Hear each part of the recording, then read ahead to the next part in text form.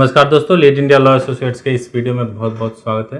दोस्तों, इस वीडियो में मैं आपको बताऊंगा कि यदि अदालत में आप झूठ बोलते हैं तो उसकी क्या सज़ा होती है।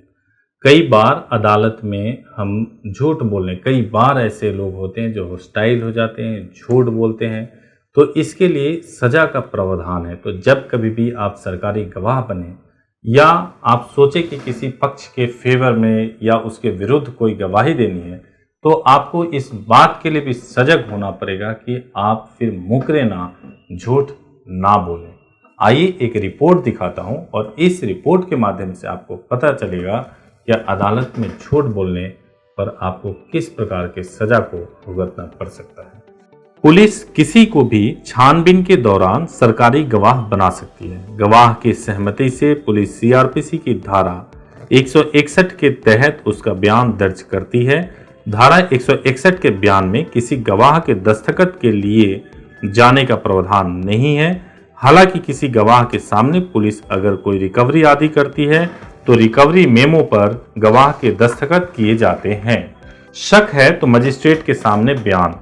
कानूनी जानकारों के मुताबिक किसी गवाह के बारे में अगर पुलिस को शक होता है कि वह बाद में अपने बयान से मुकर सकता है तो उस गवाह का धारा 164 में मजिस्ट्रेट के सामने बयान दर्ज कराया जाता है। सीआरपीसी की धारा 164 में बयान देने वाले का बाद में मुकरना आसान नहीं होता। वैसे इन तमाम बयानों के बाद भी ट्रायल कोर्ट के सामने दिया बयान ही मान्य होता है और अदालत यह देखती है कि गवाह झूठ तो नहीं बोल रहा। अगर अदालत को यह लगता है कि गवाह अदालत में सच्चाई बयान कर रहा है और वह बयान पुलिस के सामने दिए गए बयान से चाहे पूरी तरह मेल नहीं भी खा रहा हो तो उस बयान को स्वीकार किया जाता है।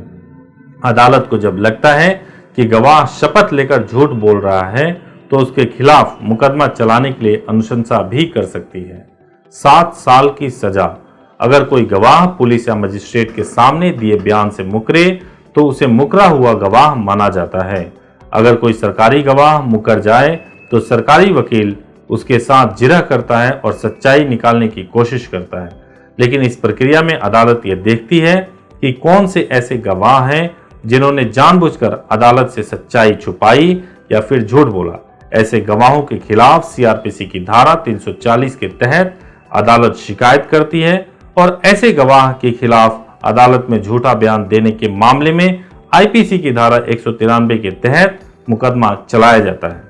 इस मामले में दोषी पाए जाने पर अधिकतम 7 साल की कैद की सजा का प्रावधान है। तो आपने इस रिपोर्ट में देखा कि यदि आप गवाह हैं और आपका बयान दर्ज किया जा चुका है, आप सरकारी गवाह हैं या आपने सीआरपीसी में 164 के तहत आपका बयान रिकॉर्ड करा चुके हैं और फिर अगर आप बयान बदलते हैं ट्रायल कोर्ट के सामने जाकर, तो यह संभव है कि आपके ऊपर कानूनी कार्रवाई की जाए और आपको उसकी सजा भी भुगतनी पड़े। बहुत बहुत धन्यवाद।